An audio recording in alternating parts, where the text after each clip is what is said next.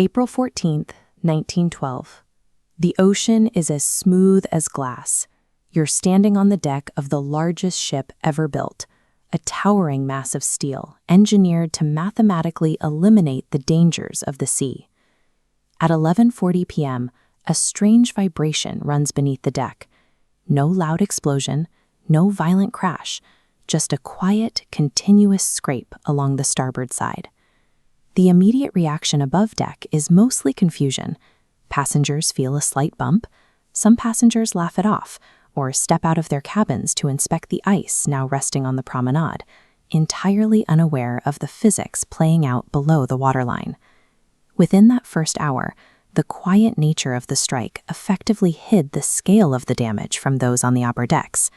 10 minutes later, the orchestra is still playing, but deep in the lower levels, mailbags are already floating away, and engineers are wading through freezing, rapidly rising seawater. Captain Edward Smith arrives on the bridge, calling the ship's designer, Thomas Andrews, to physically inspect the lower corridors and diagnose the damage.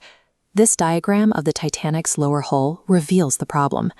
The ship's watertight system was engineered to survive flooding in up to 4 compartments, but the iceberg tore a massive gash. 6 compartments are open to the ocean. Andrews studies the reports. The math is absolute. Water will spill over the bulkheads from one section to the next. The ship will sink, and they have approximately 2 hours left. At this exact moment, the Titanic is already a dead vessel. The next 120 minutes are simply a mathematical countdown.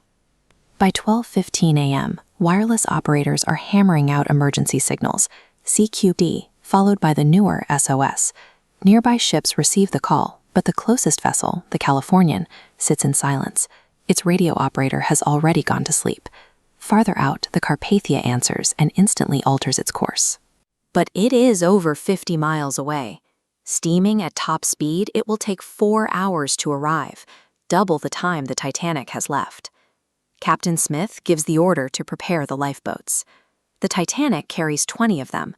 That is only enough space for roughly half the people on board. Even with this severe lack of capacity, many passengers refuse to step out of a warm, brightly lit luxury liner into a tiny wooden boat suspended over the pitch-black sea. Tragically, the first lifeboats are lowered half-empty.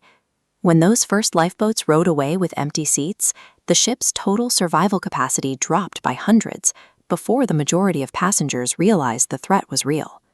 At 12:45 a.m., the physical reality becomes impossible to ignore.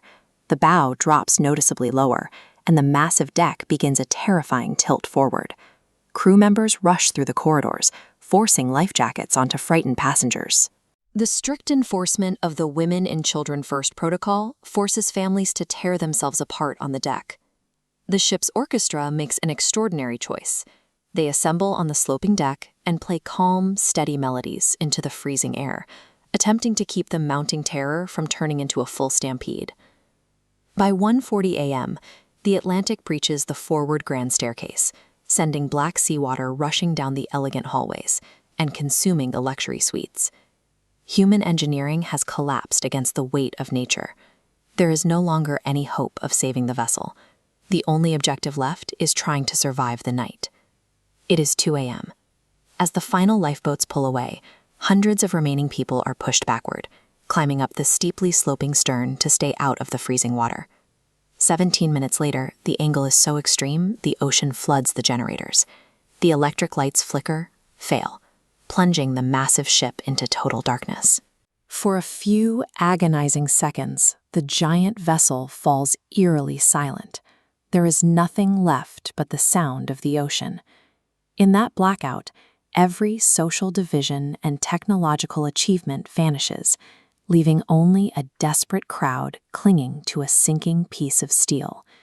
At 2:20 a.m., the stern rises high into the sky and slips beneath the surface. Over 1,500 people are plunged into water so cold that survival is measured in minutes.